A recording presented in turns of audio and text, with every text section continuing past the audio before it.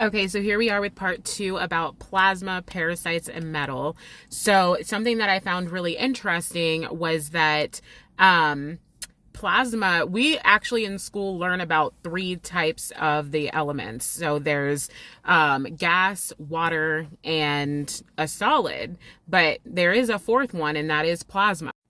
So I also went to look up if plasma could be controlled. And what I found was because plasmas are so hot, the only way to control them is by using magnets. Electricity and magnetism are very closely related. This means that moving charges such as the electrons in plasma can behave as a magnet and be affected by a magnetic field, which I thought was very interesting. So we were talking about those plasma balls, and which looks literally like lightning. Where are some other places where we find plasma? Lightning, solar wind, aurora, fluorescent lights, and nuclear fireball. So we ended with talking about how it was reminding me of the Terminator and the guy who melts down into that liquid metal and then hardens himself back up. He can put himself back together and repair just as plasma is meant to do in our own bodies. So it led me on a trail to figure out some stuff about Terminator.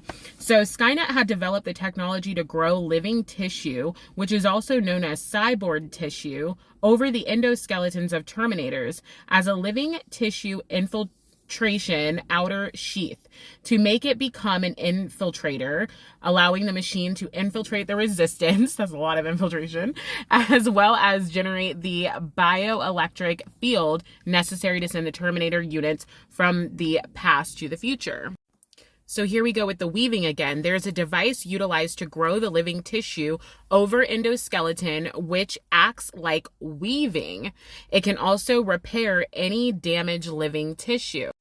So then you begin to question, why are all of these metals infiltrated in our food, pots and pans? We're living in metal. We have all of this radiation. We have the vax that had people were attracted, it was attracting to magnets, like magnets were getting stuck to people. You have to ask yourself these questions and do your research on this stuff. And this all is really interesting. They've infiltrated and inundated all of our stuff that we, on a living basis, are around metal.